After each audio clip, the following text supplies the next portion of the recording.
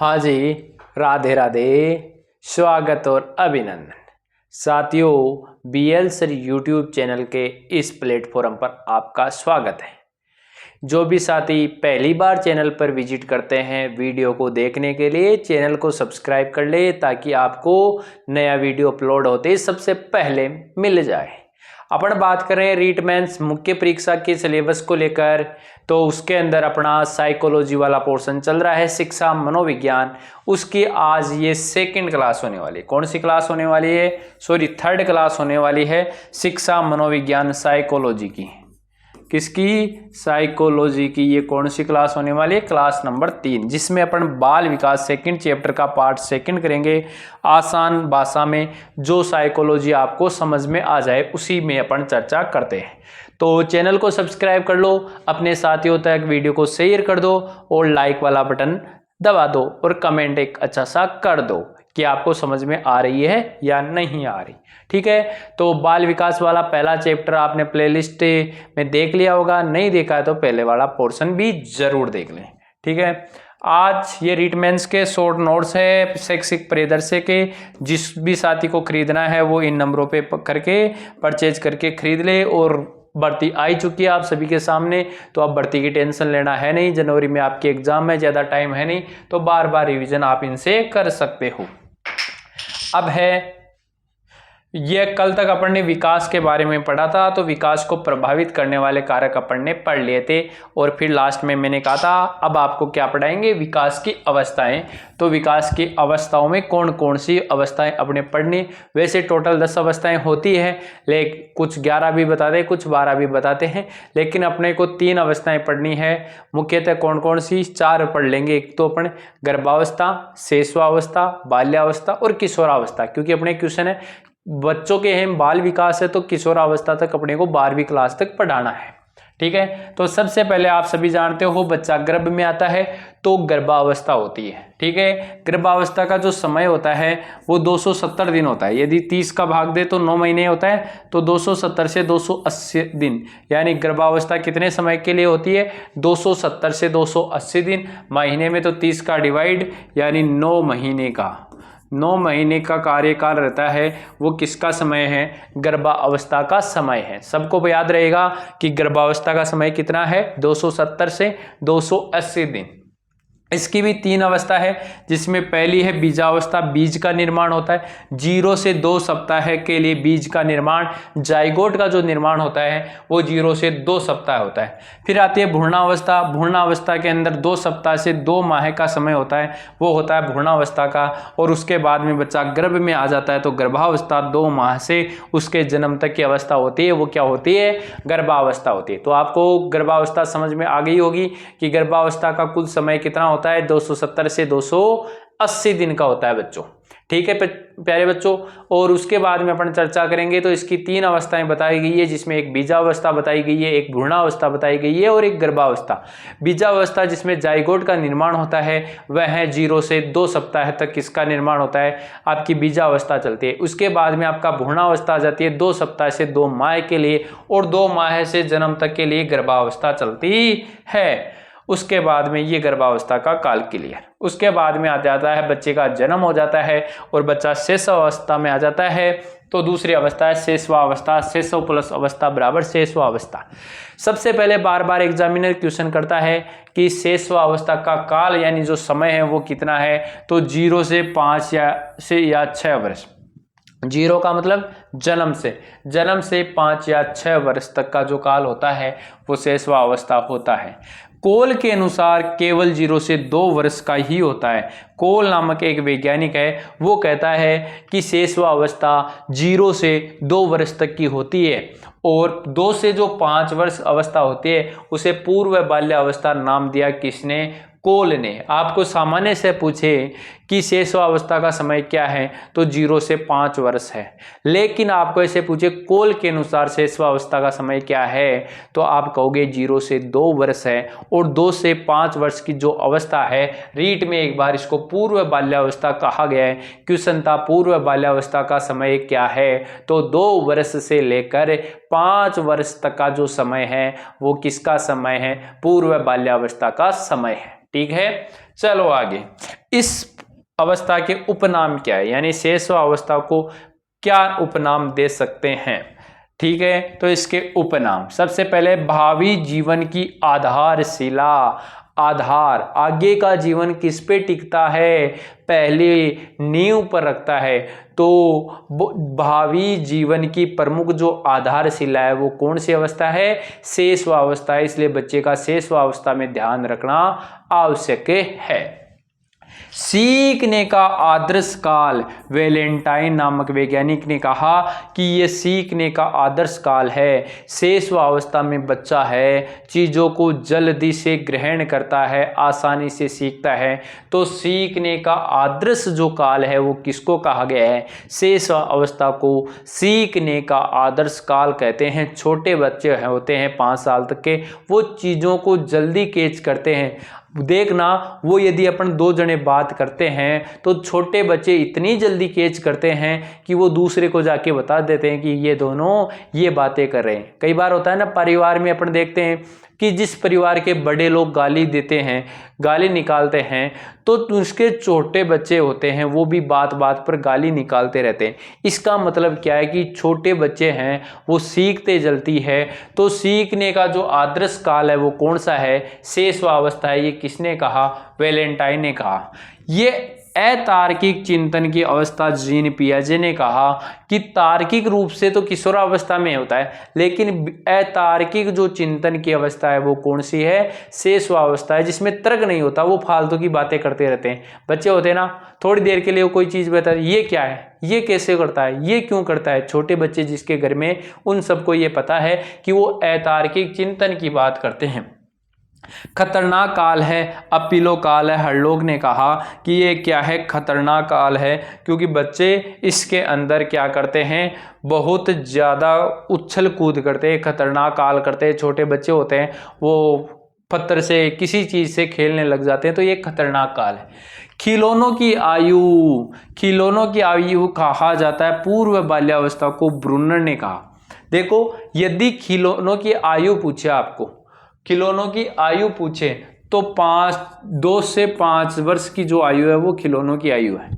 या फिर ऐसे पूछे कि शेषावस्था और पूर्व बाल्यावस्था दोनों दे दे, तो खिलौनों की आयु पूर्व बाल्यावस्था है, ध्यान रखना।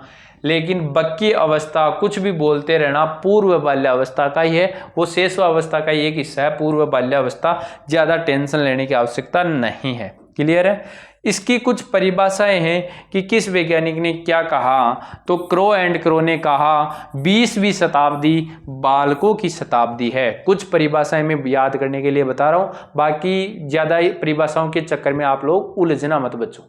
क्यों, क्योंकि परिभाषा 10 क्वेश्चन आपके मनोविज्ञान के आने दोनों लेवल में, उसमें से मैक्सिमम एक डेफिनेशन पूछ सकता है, और साइकोलॉजी में हर जगह डेफिनेशन है, इसलिए आप डेफिनेशन की ओर न पढ़े। क्लियर है। चलो, तो क्रो एंड क्रो ने कहा 20वीं जो शताब्दी है वो बालकों की शताब्दी है। आगे अगला वैज्ञानिक आता है फ्राइड। बालक को जो कुछ भी बनना होता है वह प्रथम 4 या 5 वर्षों में बन जाता है। फ्राइड भाई साहब कहते हैं कि बालक को आगे जाके जो कुछ भी बनना होता है ना, वो 4 से 5 साल में ही बन जाता है, यानी उसका जो विकास हो जाता है वो 4 से 5 वर्ष में ही हो जाता है। तो किस वैज्ञानिक ने कहा कि बालक को जो कुछ भी बनना है वो प्रथम 4 या 5 वर्षों में बन जाता है, तो ये कहता है फ्राइड महोदय। क्रो एंड क्रो क्या कहता है कि 20वीं शताब्दी है वो बालकों की शताब्दी है। और रूसो वैज्ञानिक कहता है बालक के हाथ पैर और नेत्र प्रारंभिक शिक्षक होते हैं। रूसो कहता है कि बालक के प्रारंभिक जो शिक्षक है वो उसके नेत्र है, उसके हाथ है, उसके पैर है, वो ही क्या है, उसके प्रारंभिक शिक्षक है। एक वैज्ञानिक है न्यूमैन, 5 वर्ष तक की आयु बालक के शरीर और मस्तिष्क के लिए ग्रहणशील होती है। यानी 5 वर्ष तक का जो बालक होता है उसके लिए उसका जो मस्तिष्क है और शरीर है वो सबसे अधिक ग्रहणशील होता है। क्लियर है? ये कुछ परिभाषाएं थी किसकी? शैशव अवस्था की। उसके बाद में है शैशव अवस्था की विशेषताएं। पहले अपन ने शैशव अवस्था के बारे में पढ़ा कि शैशव अवस्था का समय क्या होता है, जन्म से लेकर 5 से 6 वर्ष। लेकिन कोल सैनिक के अनुसार जो कोल है वो मानता है कि 0 से 2 वर्ष तक तो शैशवावस्था का समय है और उससे आगे 2 से 5 वर्ष बाल्यावस्था चलती है, जिसे उन्होंने नाम दिया पूर्व बाल्यावस्था। उसके बाद में उसके विभिन्न प्रकार के उपनाम थे, जैसे सीखने का आदर्श काल कहा, खतरनाक काल कहा, अपोलो काल कहा। उसके बाद में कहा कि बच्चे का जो भावी जीवन है वो अतार्किक चिंतन की अवस्था है, वो सारी है। फिर उसके बाद में कुछ परिभाषाएं अपने क्रो एंड क्रो की पढ़ ली, फ्राइड की पढ़ ली, उसके बाद में न्यूमैन की पढ़ ली। इस प्रकार के परिभाषाएं थी। अब इसकी क्या विशेषताएं हैं? शारीरिक व मानसिक विकास में तेजी रहती है। शारीरिक विकास तेज होता है और मानसिक विकास भी बच्चे का क्या होता है?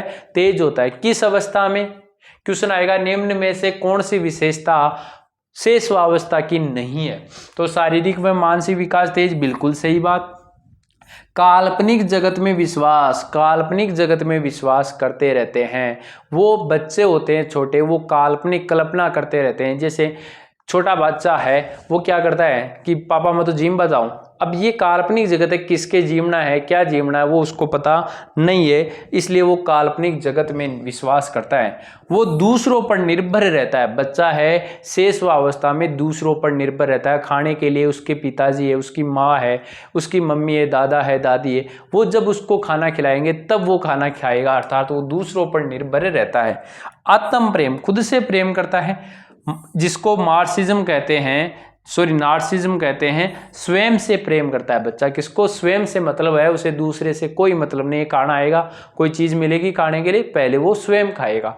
आत्म प्रेम, आत्म गौरव, अपने आप को बढ़ा चढ़ाकर पेश करना और दोहराने की प्रवृत्ति, चीजों को बार बार दोहराता रहता है। उसके बाद में है सामाजिकता और नैतिकता का अभाव होता है। उसे सामाजिकता से कोई मतलब नहीं है, नैतिकता का उसमें अभाव रहता है, उसे नैतिक गुणों का कोई मतलब नहीं। यदि अपन जैसे बड़े हो जाते हैं, फिर कोई दूसरा व्यक्ति आके बैठ जाता है अपने पास में, तो अपन क्या करते हैं? नैतिकता दिखाते हैं। अपने को कोई चीज मिल गई तो अपन उसको नहीं खाएंगे जब तक वो व्यक्ति बैठा हुआ है। लेकिन छोटा जो बालक होता है ना, जिसने जो चीज लेके आया वो वहीं बैठा है, फिर भी उसके सामने ही वो तो खाना शुरू हो जाएगा। उसे नैतिक गुणों का कोई मतलब नहीं है, इसलिए उसमें नैतिकता का क्या रहता है? अभाव। उसे सामाजिकता का भी अभाव है, दूसरे व्यक्ति से उसे कोई मतलब भी नहीं रहता है। सीखने की प्रक्रिया में तेजी होती है, शारीरिक मानसिक विकास तेज है। अनुकरण की प्रवृत्ति, जैसा देखेगा वैसे करेगा। यदि आप अच्छा करोगे, जैसे अपन कहते हैं ना, जैसे परिवार में अपने परिवार में अपने जो पापा जी है उसको ऐसे मान ले 3-4 लोग सारे पापा पापा पापा कहते, तो वो बच्चा क्या करेगा? वो पापा ही बोलेगा, वो नहीं बोलेगा कि मेरे दादाजी है। क्यों? क्योंकि बच्चा अनुकरण से सीखता है। और अपन देखते भी हैं, जैसे अपने गांव में कोई व्यक्ति है, वो प्रसिद्ध नाम से प्रसिद्ध है, अपन कुछ लोगों का कुछ लगता है और अपन उसको वही नाम से पुकारते हैं, तो फिर छोटे जो बच्चे होते हैं ना, वो भी उसको उसी नाम से पुकारना शुरू हो जाते हैं। इसका कारण क्या है? क्योंकि बच्चे क्या करते हैं? अनुकरण करते हैं, तो अनुकरण की प्रवृत्ति पाई जाती है। जिज्ञासा की प्रवृत्ति, जानने की इच्छा तो रहती है कि ये चीज क्या है, वो क्या है, ये क्या काम आता है, वो क्या काम आता है। छोटे बच्चे को देखते रहना आप, वो आपसे 1000 क्वेश्चन करता रहेगा, तो इसका मतलब उसमें जिज्ञासा की प्रवृत्ति होती है। एकांत में साथ खेलने की प्रवृत्ति, बच्चा एकांत में भी खेलेगा और साथ भी खेलता रहेगा, छोटे बच्चों के साथ भी खेलेगा। कभी कभार उसके मन में आएगी ना मैं तो नहीं खिलाऊंगा इसको, वो एकांत में खेलना पसंद करेगा। काम प्रवृत्ति, अंगूठा चूसने की काम प्रवृत्ति रहती है। छोटे बच्चों को आप देखते हो, अंगूठा चूसना प्रारंभ करते हैं तो वो अंगूठे को चूसते रहते हैं। क्यों? क्योंकि उसमें काम प्रवृत्ति ज्यादा प्रभावी है, तो वो अंगूठा चूसता है। मूल प्रवृत्तियों पर आधारित प्रभाव करते हैं। स्वार्थी होता है, आत्म केंद्रित रहता है, और सहज क्रियाएं करता है, जैसे हंसना रोना, इस प्रकार की क्रियाएं करता है वो।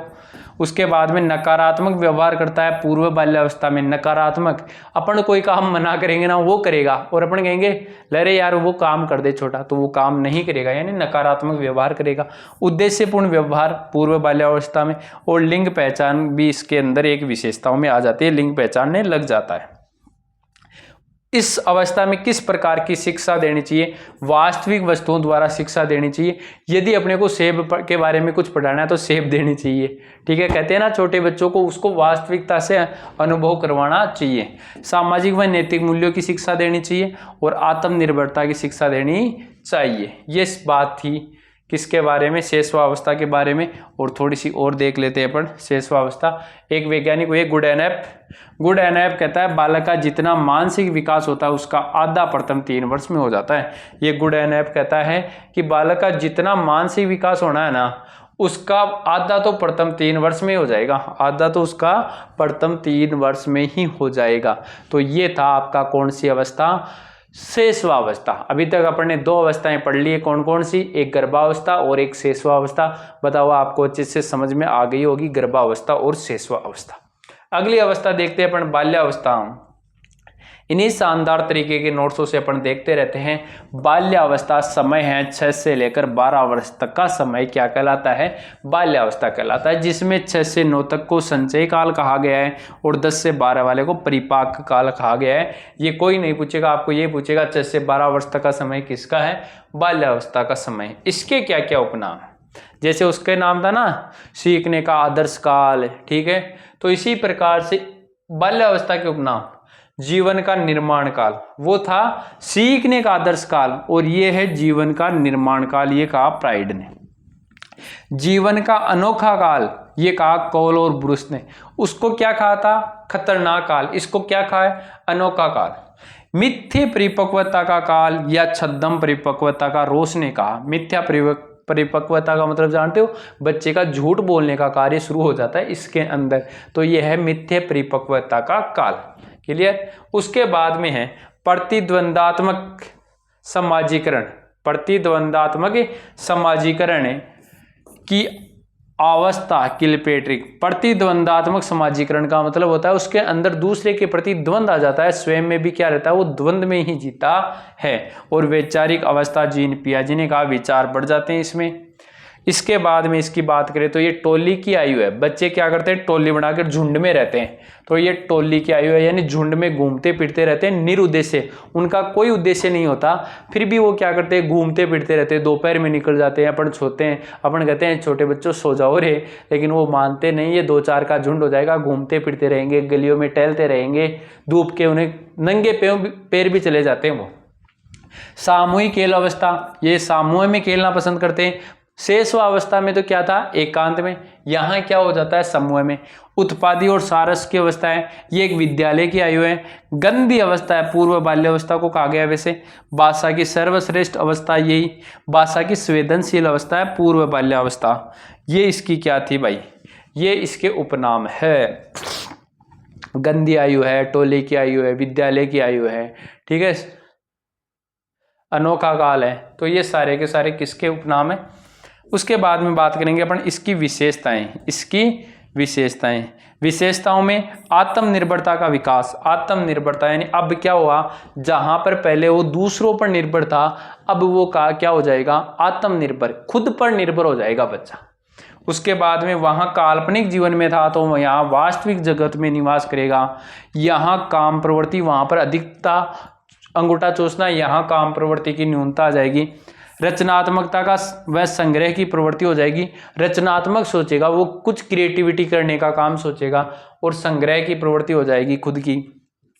सामाजिकता व नैतिकता का सर्वाधिक विकास इसी अवस्था में होता है। छोटे बच्चे ध्यान रखना, बिल्कुल छोटे बच्चे तो क्या करते हैं? नैतिकता का ध्यान नहीं रखते, लेकिन ध्यान रखना 6वीं 7वीं क्लास के बच्चे को देखना, उसमें नैतिक गुण ज्यादा आएंगे। वो धोख देगा वगैरह, अपने दादा को प्रणाम करेगा और भी सारे काम करेगा। एक बड़े होने के बाद में ये वापस विलुप्त हो जाते हैं। समलैंगिक मित्रता, उसके बाद में क्या हो जाता है? देखना, लड़के लड़कों से घनिष्ठता करेंगे, लड़कियां लड़कियों के साथ, यानी समलैंगिक मित्रता यहाँ शुरू होती है और निरुद्देश्य भ्रमण करते हैं। स्थायी भावों का इनमें क्या हो जाता है, निर्माण हो जाता है। उसके बाद में मानसिक रुचियों में परिवर्तन होता रहता है। संवेगों पर नियंत्रण करना शुरू कर देते हैं ये। नेतृत्व गुणों का विकास प्रारंभ हो जाता है, नेतृत्व करने की इनमें भावना आ जाती है और तार्किक और वैज्ञानिक कार्यों में इनकी रुचि आ जाती है। ये था कौन सी अवस्था, बाल्यावस्था। क्लियर है, बाल्यावस्था में आपको कोई दिक्कत या प्रॉब्लम नहीं होनी चाहिए। उसके बाद में आ जाती है अपनी कौन सी अवस्था, किशोरावस्था। किशोरावस्था की यदि अपन बात करें तो इसका समय 12 से 13 से 18 से 19 वर्ष, 12 से 16 को पूर्व किशोरावस्था, प्यूबर्टी काल या वय संधि काल कहते हैं, और 17 से 19 वाले को उत्तर किशोरावस्था कहते हैं। इसके यानी किशोरावस्था के जनक माने जाते हैं स्टैनले हॉल को। ये इंपॉर्टेंट बात है, क्या है, स्टैनले हॉल किशोरावस्था के जनक माने जाते हैं। इसके उपनाम क्या है, सीखने का आदर्श काल, सीखने के लिए आदर्श काल कौन सा था, शेषवावस्था। ठीक है, यहां पर जीवन का कठिन काल, कौन सा काल, जीवन का सबसे कठिन काल किसको कहा गया है, किशोरावस्था को। कैसे कठिन, कैसे किशोरा। सुनहरी अवस्था का है किशोरावस्था को, उलझन या अटपटी अवस्था नाम दिया है। सामाजिक स्वीकृति की अवस्था है और अवास्तविकता की अवस्था है। यहाँ अवास्तविक रहता है, बच्चे कल्पनाओं में जीते हैं। सुनहरी अवस्था भी कहा गया इसको, अच्छी अवस्था ये, लेकिन ये जीवन का सबसे कठिन काल है, क्योंकि किशोरावस्था के अंदर बच्चा क्या कर सकता है, रचनात्मक भी हो सकता है और विध्वंसात्मक भी हो सकता है। स्टैनले हॉल नामक एक वैज्ञानिक हुए हैं, उन्होंने कहा है किशोरावस्था तूफान, तनाव व संघर्ष की अवस्था। बहुत इंपॉर्टेंट डेफिनेशन है, बिना डेफिनेशन के भी ये ऐसे आ सकता है किशोरावस्था का कौन सा गुण है, तो ये तूफान, तनाव और संघर्ष की अवस्था है। कौन, किशोरावस्था। पियाजे, जीन पियाजे, किशोरावस्था महान आदर्शों तथा वास्तविकताओं के अनुकूल का एक समय है। श्रीमती हरलॉक क्या कहती है, किशोरावस्था अति संवेग, किशोरावस्था अति संवेग तथा समस्या की क्या है, कि अवस्था है। ये वैज्ञानिकों की डेफिनेशन आपको याद नहीं करनी है। क्रो एंड क्रो कहता है किशोर वर्तमान तथा भावी जीवन की आशा को व्यक्त करता है। ये थोड़ी देख लेना, किशोर वर्तमान की और भावी जीवन की आशा को व्यक्त करता है कि मेरा वर्तमान का जीवन कैसा है और मैं भविष्य में क्या करूंगा। उसके बाद में आता है जोन्स, वो कहता है कि किशोरावस्था शेषवावस्था की पुनरावृत्ति है। जोन्स कहता है कि किशोरावस्था में वापस शेषवावस्था वाले गुण दिखाई देते हैं, और हेडो कमेटी कहती है कि 11-12 वर्ष की आयु में बालक की नसों में एक जबर उत्पन्न होता है। यदि सही दिशा मिल जाए तो सफल हो जाएगा, अन्यथा उसका विनाश होना है। यानी इस अवस्था के अंदर बच्चे क्या करते हैं, सही समय का इस्तेमाल करते हैं। सही समय पर सही रणनीति मिल जाती है तो उसका कार्य हो जाएगा, अन्यथा नहीं होगा। हेडो कमेटी के अनुसार यही कहा गया कि बच्चे को यदि किशोरावस्था के अंदर यदि सही दिशा मिल जाती है तो वह सही कार्य करता है, नहीं फिर वो अपना उस प्रभाव को कहीं और दिखाएगा, गलत कार्यों में दिखाएगा। किशोरावस्था की कुछ समस्याएं भी है। क्या क्या समस्याएं हैं, शारीरिक परिवर्तन की समस्या, शरीर में परिवर्तन होना शुरू हो जाते हैं। भाई लड़के हैं उनके अलग लक्षण आ जाते हैं, क्योंकि हार्मोनों का स्रावण होना शुरू हो जाता है 13 वर्ष की उम्र में, और हार्मोन अलग अलग आएंगे तो शारीरिक परिवर्तन अलग आएंगे। जैसे महिलाएं हैं तो उनके अंदर स्तनों का विकास होना लग जाएगा, त्वचा है वो मुलायम होना शुरू हो जाएगी। तो ये शारीरिक परिवर्तन दिखाई देने होंगे, तो ये भी एक समस्या सामने आई जाती है। मानसिक विकास में जिज्ञासा की समस्या, मन में के अंदर उनके जिज्ञासा आ जाती है, लेकिन जिज्ञासा भी ऐसी कि आगे की सोचते हैं वो कि मुझे क्या करना है क्या नहीं। संवेगात्मक अस्थिरता, ये इंपॉर्टेंट बात है कि संवेगात्मक अस्थिरता आ जाती है उनमें, उनके संवेग निश्चित नहीं रहते, बदलते रहते हैं, या उनमें अस्थिरता हो जाती है, मैं ये करूँ, मैं वो करूँ, मैं ऐसा करूँ, ये सारी क्रियाएं हो जाती हैं। अपराध की प्रवृत्ति हो जाती है, बच्चे अपराध प्रवृत्ति के अंदर हो जाते हैं। महत्वाकांक्षा हो जाती है, मुझे ऐसा करना चाहिए, मुझे पैसे चाहिए, मुझे अच्छे कपड़े पहनने, ये सारे महत्वाकांक्षा हो जाती है। आहार विकार की समस्या हो जाती है, और स्थिरता में समायोजन की भी समस्या। ये आहार वाली तो लड़कियों में सबसे ज्यादा देखी जाती है, क्योंकि इस उम्र की लड़कियां अपने आप को क्या पतली दिखना पसंद करती है कि मैं कम खाना खाऊं। इसलिए एक रोग है जिसका नाम है एनोक्सा नर्वोसा, ये किशोरियों में, लड़कियों में पाया जाता है, जो क्या है कि शुद्ध अभाव है, यानी कम खाना खाने की एक है पतली रहने की इच्छा है और इससे उनका स्वभाव क्या हो जाता है, चिड़चिड़ा हो जाता है। एक है बुलिमिया जो सामान्यतः बालकों में होता है और ये अत्यधिक भोजन करने की समस्या हो जाती है। व्यक्ति पेटू बन जाता है, उसे नहीं पता रहता कि मैं कितना खाना खा रहा हूँ, वो बस खाता ही रहता है। ये रोग क्या है, बुलिमिया। ये भी कौन सी अवस्था में आ जाता है, आपका किशोरावस्था में। ठीक है, तो ये इंपॉर्टेंट है, एनोक्सा नर्वोसा और बुलिमिया। किशोरावस्था के उपनाम हो गए, समस्याएं हो गई। अब है इसकी विशेषताएं। ये व्यक्तिगत और घनिष्ठ मित्रता होती है, यानी इस अवस्था में यदि किसी से मित्रता हो जाएगी ना, वो घनिष्ठ हो जाएगा, अटूट हो जाएगा, उसके लिए वो कुछ भी करने को तैयार रहेगा। घनिष्ठ मित्रता हो जाएगा, चाहे वो लड़के से हो चाहे किसी लड़की से हो, उसके लिए तो वो मर मिटने को तैयार हो जाता है। दीवापन की प्रवृत्ति, यहाँ वो कल्पनाएं करने शुरू कर जाता है, दिन में ही सपने देखना प्रारंभ कर देता है कि मैं ऐसा करूंगा, मैं आगे जाके डॉक्टर बनूंगा, कलेक्टर बनूंगा, वो बनूंगा। ये सारी क्रियाएं दीवापन की प्रवृत्ति हो जाती है। मेरे पास ये होना चाहिए, वो होना चाहिए, गाड़ी होनी चाहिए। ठीक है, अधिकतम शारीरिक विकास इसी में होता है। चिंताओं में वृद्धि हो जाती है, सुंदरता देखने की, शादी करने की, पैसे कमाने की, इस प्रकार की चिंताएं हो जाती है। नायक और वीर पूजा, ये इंपॉर्टेंट है। नायक और वीर पूजा यानी किशोरावस्था में लड़के हो चाहे लड़कियां किसी एक व्यक्ति को आदर्श मान लेते हैं और वो जैसे काम करता है, जैसे कपड़े पहनता है वैसे वो पहनेगा, जैसा वो दिखता है वैसे बाल रखना शुरू कर देगा। जैसे कई बार सलमान खान के जैसे दिखने की कोशिश करते हैं ना बच्चे, तो ये नायक या वीर पूजा, किसी को आदर्श मानकर उसी को फॉलो करना, वो ये उसके लिए सब कुछ है, वो उनके लिए कुछ भी कर सकते हैं। समूह व्यक्ति की प्रवृत्ति हो जाती है, समूह की भक्ति हो जाती है, यानी समूह में कुछ लोग कहते हैं उनके अनुसार वो चलना है। वो अपने आप को समाज सेवी मानना शुरू करते हैं, समाज सेवा की भावना उनमें आ जाती है कि मुझे समाज सेवी करना है। ईश्वर में विश्वास करना शुरू कर देते हैं। यदि अविश्वास करना है तो फिर अविश्वास करना शुरू कर देते हैं। तो ईश्वर में विश्वास अविश्वास की भावना यहाँ से हो जाती है। जीवन दर्शन का निर्माण हो जाता है। अहम भाव आ जाता है, उसमें अहम भाव यानी काल्पनिक श्रोता। काल्पनिक श्रोता का मतलब ये ऐसे सोचते हैं कि मैं कैसा दिख रहा हूँ। अपने क्या करते हैं, कपड़े पहन के सोचते हैं ना भाई मैं किरण को दिखूं, तो ये ऐसे नोट करते हैं किशोरावस्था कि कोई दूसरा व्यक्ति है वो उसे ही नोट कर रहा है, उसे ही देख रहा है। और व्यक्तिगत दंतकथा, खुद को ही सर्वश्रेष्ठ मानकर खुद की बातें कहते रहते हैं। आत्म चेतना में आत्म सम्मान की भावना, काम प्रवृत्ति की में परिपक्वता यहाँ पर आ जाती है।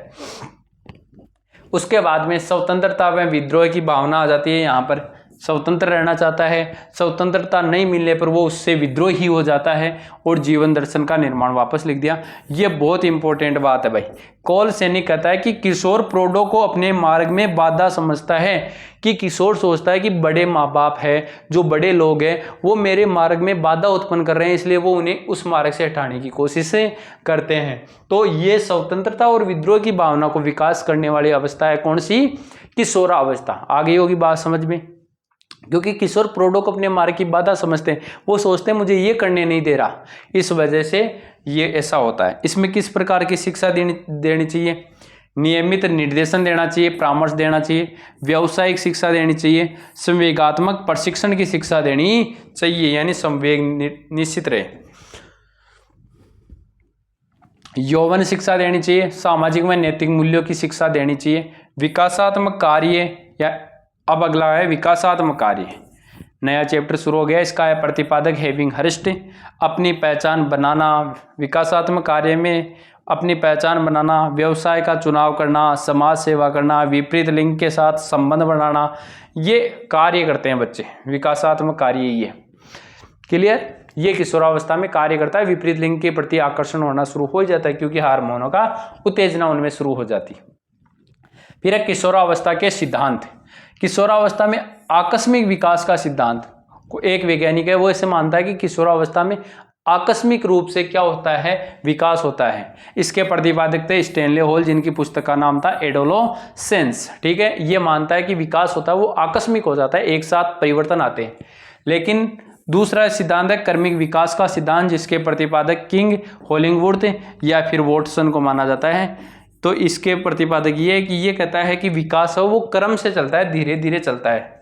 उसके बाद में आता है मनोसामाजिक विकास का सिद्धांत, जिसके प्रतिपादक एरिक एरिक्सन है, जिन्होंने 8 अवस्थाएं बताई विकास की, वो आगे पढ़ेंगे। पर उसके बाद में मनोलैंगिक विकास का सिद्धांत, मनोलैंगिक विकास का सिद्धांत जिसके प्रतिपादक सिगमंड फ्राइड है, इन्होंने मूल प्रवृत्ति 2 प्रकार की मूल प्रवृत्ति बताई। सिगमंड फ्राइड ने कितने प्रकार की मूल प्रवृत्ति बताई? 2 प्रकार की। एक का नाम था इरोस और एक का नाम है थेनाटोस। ठीक है, इरोस क्या है? जीवन की बात करता है, ये जीवन जीने की यानी रचनात्मक कार्य की बात करता है, जबकि थेनाटोस मृत्यु की बात करता है, विध्वंसात्मक कार्य करता है, विनाशात्मक कार्य करता है, विध्वंसात्मक या विनाशात्मक कार्य करता है। जहां एक और इरोस होती है वो रचनात्मक करता है तो थेनाटोस विनाशात्मक कार्य करता है। इरोस का आधार काम प्रवृत्ति को माना है भाई। इरोस का आधार कौन है? काम प्रवृत्ति है। इरोस का आधार कौन है? काम प्रवृत्ति। मनोलैंगिक विकास की 5 अवस्थाएं बताई सिगमंड फ्राइड ने। मनोलैंगिक विकास की कितनी अवस्थाएं बताई? 5, जिसमें पहली है मुख्यावस्था। कौन सी अवस्था? मुख्यावस्था, जिसे ओरल स्टेज कहते हैं। ये 0 से 1 वर्ष है, जिसमें 0 से 6 माह तक चूसने की क्रिया होती है और 7 से 12 माह तक दर्शन की होती है। इसमें मुख्य क्रिया होती है अंगूठा चूसना, यानी बच्चा अंगूठा चूसकर, अंगुलियां चूसकर अपनी जो अवस्था है मुख्यावस्था, उसके द्वारा वो क्या करता है? आनंद प्राप्त करता है। उसके बाद में आ जाती है आपकी गुद्दा अवस्था, जिसको एनल स्टेज कहते हैं। 2 से 3 वर्ष में इसमें क्रिया होती है मलमूत्र त्याग कर जो बच्चा है मलमूत्र त्याग के द्वारा वह आनंद को प्राप्त करना चाहता है, वह अवस्था कौन सी? गुद्दा अवस्था। पहले मुख्यावस्था, मुख से जो क्रियाएं करके कार्य करता है 0 से 1 साल तक। उसके बाद में 2 से 3 साल तक बच्चा क्या करता है? मलमूत्र त्याग कर जो क्रियाएं करता है, आनंद की प्राप्त होती है उसे, तो इसका मतलब गुद्दा अवस्था। देखना छोटा बच्चे है ना, जब लेटरिंग वगैरह करता है तो वो खुश हो जाता है, तो वो वहां पर प्रक्रिया।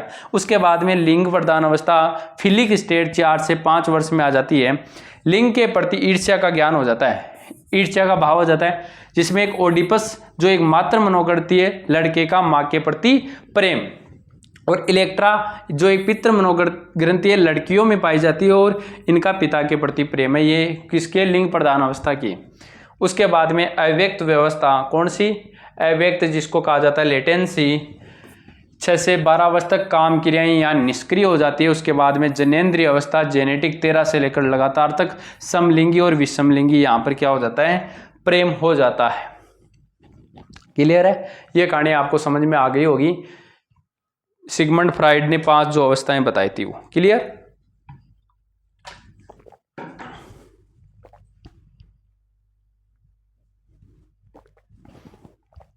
उसके बाद में विकास, शारीरिक विकास बच्चे का, यानी अलग अलग प्रकार का विकास है। शारीरिक विकास कैसे होता है, मानसिक विकास कैसे होता है, भाषा विकास कैसा होता है, ये भी अपने को इसमें पढ़ना है। तो शारीरिक विकास यानी शरीर की बनावट किस किस प्रकार से चलती है।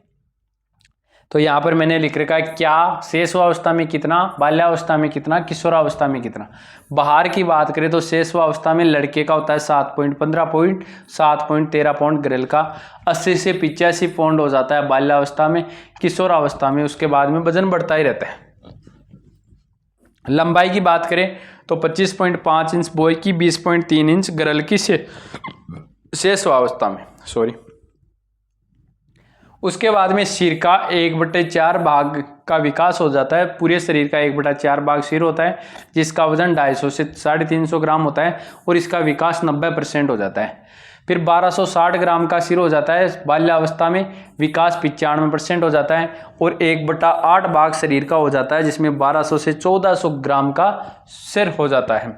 हड्डियां पहले शेषवावस्था में 270, बाल्यावस्था में 350 और किशोरावस्था में 206 हड्डियां। दांत होते हैं 6 माह से शुरू हो जाते हैं और 4 वर्ष तक जो 20 अस्थायी दांत है वो आ जाते हैं। 27 से 28 दांत बाल्यावस्था में रहते हैं और पूरे 32 किशोरावस्था में आ जाते हैं। मांसपेशियों का यदि बाहर करें तो वो 23% बाहर शेषवावस्था में, 6 वर्ष में 27%, 12 वर्ष में 33% और किशोरावस्था में 44 से 45%। धड़कन 140 मिनट, उसके बाद में 6 वर्ष में 100 प्रति मिनट और 72 प्रति मिनट हो जाती है किशोरावस्था में दिल की धड़कन। उसके बाद में शारीरिक विकास को प्रभावित करने वाले कारक। शारीरिक विकास को प्रभावित वंशानुक्रम, बिल्कुल शारीरिक विकास को प्रभावित करता है। वंश क्रम से बच्चे का शारीरिक विकास निर्धारित होता है कि लंबा होगा, बौना होगा। वातावरण, बिल्कुल, क्योंकि अपन देखते हैं कि भूमध्य रेखा के आसपास के लोग होते हैं वो काले होते हैं, ठीक है। इसका मतलब क्या हो गया, वातावरण डिपेंड करता है। नियमित और पहाड़ी इलाकों के जो लोग होते हैं वो ठिगने होते हैं। नियमित दिनचर्या, उनकी दिनचर्या किससे, इस पर भी डिपेंड करेगा, बिल्कुल करेगा शारीरिक विकास। यदि अच्छा खाना खाएगा तो शारीरिक विकास अच्छा होगा। खेल कूद, बच्चा खेलेगा कूदेगा तो विकास अच्छा होगा, नहीं तो नहीं होगा। अंतःस्रावी ग्रंथियों का बिल्कुल, यदि हार्मोन अच्छे से स्रावित होते हैं तो विकास अच्छा होगा। यदि कोई हार्मोन अच्छे से स्रावित नहीं होता है तो विकास सही नहीं होगा। और संतुलित भोजन करने से तो शारीरिक विकास प्रभावित होता है। ये तो विकास को प्रभावित करने वाले कारक हैं। फिर उसके बाद में यदि अपन बात करें तो शिक्षक और विद्यालय शारीरिक विकास को सबसे कम प्रभावित करता है। शिक्षक तो क्या ही प्रभावित करेगा और विद्यालय क्या ही प्रभावित करेगा, सबसे कम प्रभावित करने वाले शिक्षक और विद्यालय। विशेष शारीरिक कौन कौन सी क्रियाएं होती है? एक होती है रूटिंग। क्या होती है? रूटिंग। ये 0 से 3 माह में होता है। बालक के गाल को छूने पर वह गर्दन उसी दिशा में मोड़ लेता है। यदि आप बच्चे के गाल को छूते हो 0 से 3 माह की आयु में, तो वो अपनी गर्दन को उसी ओर मोड़ लेता है। एक होता है मोरो, 0 से 5 माह में तेज आवाज होने पर पैरों को अंदर की ओर मोड़ लेता है और भुजाओं को बाहर की ओर फैला देता है। क्लियर? उसके बाद में बेबेंस्की। क्या है? बेबेंस्की। ये 0 से 7 माह में है। पैर के तलवे छूने पर अंगुलियों को ऊपर नीचे मोड़ता है। पकड़ना 3 माह से शुरू कर देता है। हथेली पर रखने पर किसी चीज को पकड़ लेता है। उसके बाद में होता है बच्चे का मानसिक विकास। तो मानसिक विकास जॉन लॉक ने कहा, जन्म के समय बालक का मस्तिष्क कोरे कागज के समान होता है। जॉन लॉक ने क्या कहा है कि जब बच्चे का जन्म होता है तो उस समय मस्तिष्क कोरे कागज के समान होता है। तो इसका मतलब मानसिक विकास बाद में होता है। शैशव में मानसिक विकास कैसे चलता है? 12 माह का बालक 3 से 4 शब्द बोल देता है। 12 माह का जो बालक है वो 3 से 4 शब्द बोलता है। 17 माह का बालक ऐच्छिक क्रियाएं करना शुरू कर देता है। 2 वर्ष का बच्चा 100 से 250 शब्द बोलता है। 4 वर्ष का बालक लिखना प्रारंभ कर देता है। 5 वर्ष का बालक रंगे और वस्तु में अंतर करना प्रारंभ कर देता है। उसके बाद में बाल्यावस्था में मानसिक विकास। बाल्यावस्था में क्या होता है? यहाँ से क्वेश्चन, 6 वर्ष का बालक 14 तक की गिनती कर देता है। शरीर के अंगों का नाम बताना शुरू कर देता है।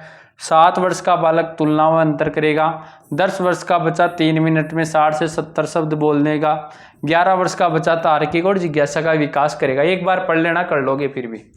अब मानसिक विकास को प्रभावित करने वाले कारक कौन कौन से हैं? तो वंशानुक्रम, वातावरणीय तो सबको करता है। परिवार की आर्थिक स्थिति अच्छी होगी तो मानसिक विकास अच्छा रहेगा। माता पिता की शिक्षा अच्छी होगी तो बच्चे का भी मानसिक विकास अच्छा होगा। विद्यालय और शिक्षक का प्रभाव मानसिक विकास पे पड़ेगा। और शारीरिक स्वास्थ्य अच्छा होगा तो अपन जानते हैं कि शारीरिक स्वास्थ्य अच्छा है तो फिर मानसिक विकास तो अच्छा होगा। जहाँ शरीर स्वस्थ होगा वहाँ मन अपने आप ही क्या हो जाता है? स्वस्थ हो जाता है। क्लियर है? उसके बाद में ये आप शॉर्ट नोट्स शैक्षिक परिदृश्य वाला कंप्लीट सिलेबस मैंने करवा दिया है यूट्यूब पर फ्री ऑफ कॉस्ट। फिर भी आप ये शानदार नोट्स लेकर यदि अपना सिलेक्शन करवाना चाहते हो, बार बार रिवीजन करना चाहते हो तो मात्र 59 रुपीज़ है। कोई ज़्यादा पे नहीं है, ये टीम का खर्चा है। इससे पे करके आप क्या कर सकते हो? ये नोट्स प्राप्त करके बार बार रिविजन कर सकते हो। और इनकी क्लासें मेरे यूट्यूब चैनल पर पड़ी हुई है, रीड मेंस के नाम से जो प्ले लिस्ट बनी है वहाँ जाके देख सकते हो। ठीक है, ये था आप दूसरा पार्ट। अभी एक पार्ट और आएगा बाल विकास का। यदि वीडियो अच्छा लगा है तो वीडियो को लाइक कर लेना, शेयर कर लेना और चैनल को सब्सक्राइब जरूर कर लेना। ठीक है, मिलते हैं किसी नेक्स्ट वीडियो में, तब तक के लिए ऑल द बेस्ट। धन्यवाद। राम राम सा।